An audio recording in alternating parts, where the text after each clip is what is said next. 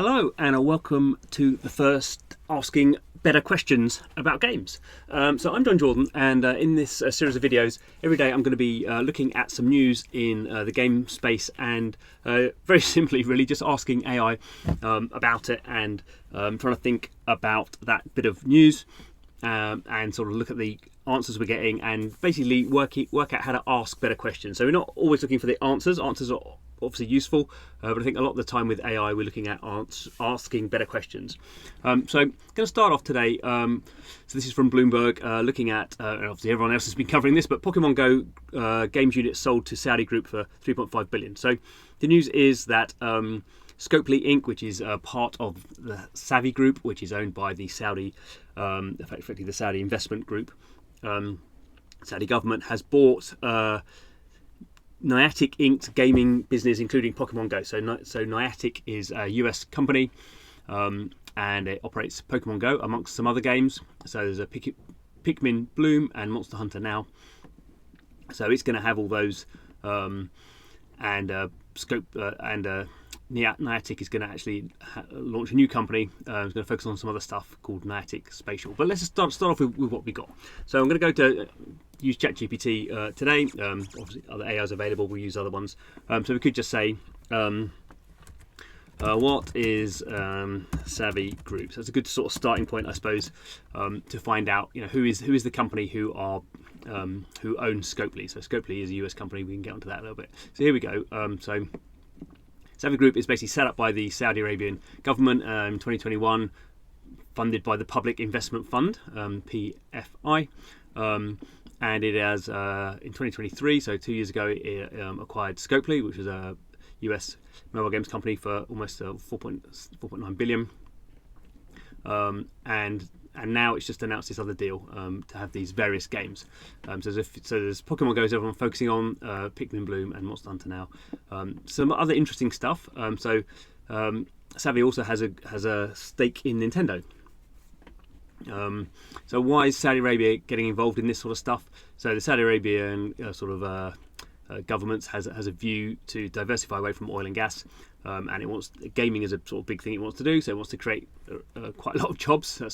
We'll see if that actually works. 250 games companies, Niantic. We could actually ask what other game investments does Savvy have.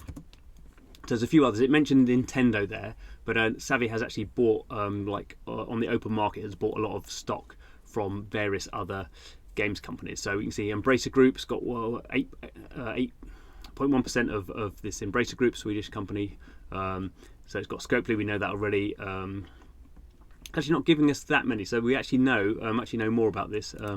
We could say what about companies like EA, Take-Two? What else have we got? Nintendo. I think there are some there. Well, it said Nintendo already. I'm not quite sure. I think it has a bit of EA as well.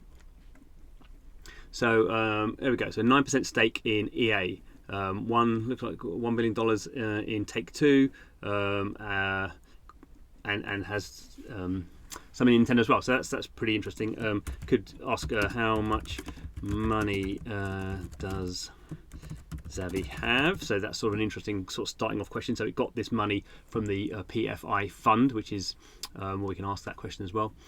So I think the money's gone up and down, but it's almost like $38 billion. So it's spent all this money buying companies outright, and it has these minority stakes, and also has this money.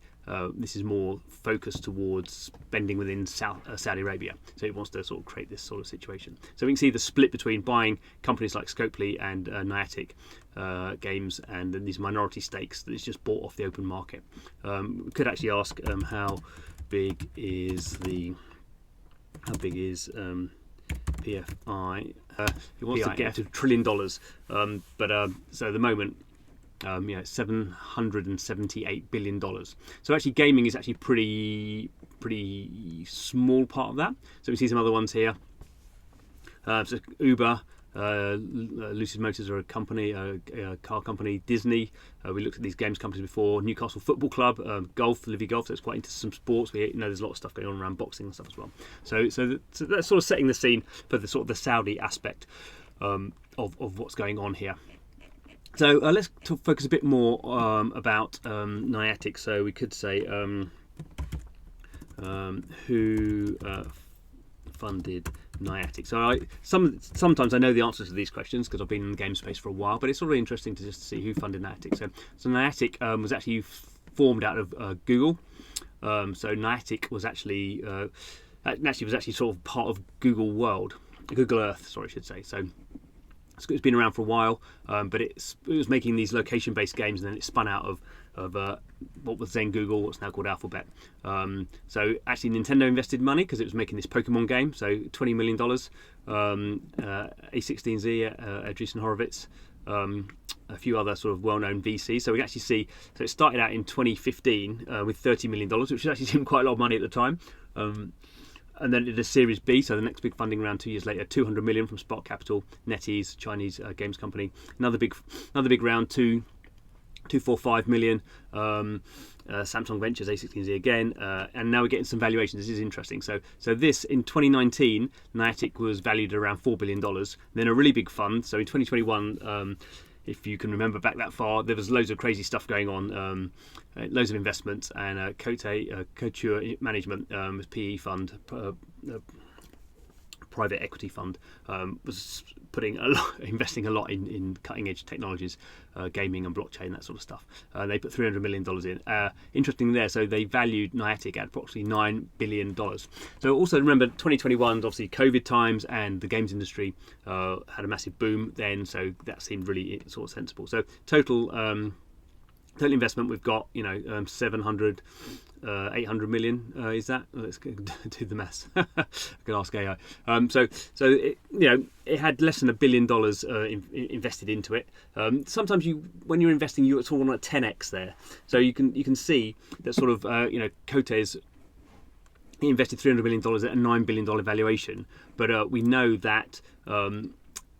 That the Scopely has bought the game side of it for 3.5 billion. So that's gone down quite a lot. So we could just focus on that. How has the valuation of Niantic changed over the years? We sort of know the answer to this question because we know it's gone from 9 to 3. We may get some other examples of what's going on here. So value timeline is going to be pretty interesting. Okay, oh nice. It's going to do a graph for us. So this is really nice. So we can see when it started out, it was valued at 150 million. That was as a startup. Significant decline. So we can actually see that. So the value. Obviously, Niantic is going forward with this sort of separate company, but it was set up as a mobile sort of real world location mobile gaming company. So the valuation now is basically the valuation what it was in 2019. So it's gone down quite a lot. So sort of people who invested here sort of probably did okay, or at least they got their money back, I suppose. But people who invested here, if you're investing at $9 billion and it only goes for 3.5, obviously you're not getting your money back. So again, Niantic looks like one of these investments that looked like really good at the time. In 2021, everyone was like, yeah, this is the new thing, and Pokemon Go as a game was doing really well. Maybe we should look at that. So they could raise a lot of money off the base off the back. They were going to be worth a lot of money, 10 billion more dollars. 2022, 2023, like a lot of the games industry, a lot of stuff cancelled, and Pokemon Go is still an interesting sort of game. We'll have a look at its sort of revenue. Basically, all the other stuff, they were doing some Harry Potter games and various other things, all got destroyed, all canned. So that's why you have this significant decline. And it still has one big game, but the other stuff didn't happen. So we can see here, they also do interesting augmented reality type stuff. So that didn't really sort of, Pokemon Go is an augmented reality game to some degree, but it's mainly location based. Okay, so we could how has the revenue from Pokemon Go changed since launch? So again, really nice breakdown here. So 2020, so it looks like we're peaking here at about $909 million, $0.9 billion here, come back down. But it has done. It's probably a game that will do $10 billion of revenue. So today, Scopely or Savvy, the PIF, sort of assuming it's gone down a little bit. Maybe they're getting a game with about $600 million, maybe a few other games with a bit more, but sort of $650 million maybe we could say of revenue, and they're buying that for $3.5 billion. Probably not going to be profitable is the game. This is very hard to do because you only know its revenue. You don't know how much it's cost to run the game. You don't know how many developers are working on it. So difficult to know. Software generally has quite a that's going to give me revenue again, isn't it? So this is quite interesting. So this gives me totally different figures. This is why you have to be careful about these sort of things. So why has it got these two different things? It's saying it's high. It's saying $1 billion. We could say, do you know any comparable profit margins for mobile games? But interesting, you also have to be careful with the answers we're getting, because it's given us two different answers to basically the same question. It thought it was the same question. So it could have operating margins could be 30%, or saying could be even higher than that. What's it going to give us here? Candy Crush. So it's going to estimate these profit margins. So a high of 50% and a low of sort of 30%. Depends on how you monetize. So it's saying 30 to 50%. Depends on royalties. So obviously Pokemon, so Pokemon Company and Nintendo get some of the royalties from Pokemon because it's a Pokemon game. So that's going to take down its profit margins a bit. Would the company be worth in terms of discounted cash? So I'm going to put in this discounted cash flow. It's a way of sort of working out how much sort of a company is worth based on some idea of profit. I don't know if this is going to pick this up or not. Let's have a go. Okay, simplified calculation. So this is good. This is doing it nicely for us. So we think $1 billion of revenue, profit margin is 30%, so that's going to be $300 million. Then they do this discount rate, so you have the discount and long-term growth rate is going to be 0. It's actually going to be negative. So it's doing some basic maths for us.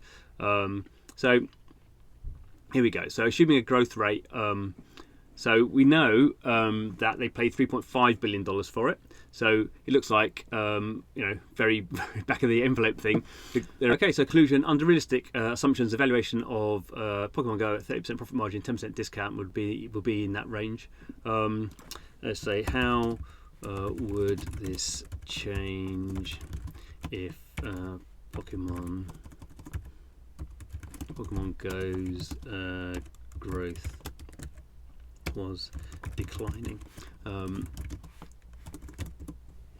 Because the growth is declining. There's a few new games sort of coming in, so there may be sort of some growth coming from other sources, but most of it is Pokemon Go. So it's going to do the same thing again. A negative growth rate. Nice. Okay. So it's going to ask us. Formula remains the same. It's going to go through the numbers. So it's going to give us. Oh, this is much different. So if you think it's. So they could a small discount, small negative growth rate. You could think in terms of Pokemon Go. Now they're not trying to expand it in the same way. They could cut some costs on that. Probably not. Maybe not do so much marketing. Maybe cut some headcount. So your growth is still negative in terms of sales, but your margin might go up. So valuation drops to $2 billion. And obviously this is a good answer here. Niantic was selling the business. So whenever you have an acquisition, someone's wanting to sell something, someone's wanting to buy it. So Savvy is buying it at a rate where it thinks it can sort of obviously generate a certain amount of money from it. But Niantic obviously wants to do something else as well, but it wants to sort of get it off its hands. It's not very excited in that business anymore. So that's the sort of the gives a sort of rough envelope, back of the envelope sort of calculations. The deal is maybe a little bit overpriced, but Xavi thinks it can sweat the asset a bit more than Niantic probably could, run it with fewer people. And some of the Niantic people obviously going on to do their new thing, which is not about gaming so much. So interesting. So have to be careful. I think this gave us a good overview of some of the stuff that's going on there. It's given a good idea that this is, Xavi's not massively overpaying because it's got a lot of money for starters. It's getting a good asset, that it's profitable. Maybe overpaying a little bit for the profit, considering the decline. And it also gives us an idea of sort of how Xavi and Scopely sit within how Saudi Arabia is looking to spend quite a lot of money, up to $1 trillion on these various assets around the world. Gaming is 40 billion, something like that, maybe possibly in round figures. So that's not insignificant, but it's not a massive part of 800 billion. So getting an idea. So we expect to see Xavi probably doing some got money to do more asset purchasing over the time, and come back tomorrow and we'll see what questions we will be answering.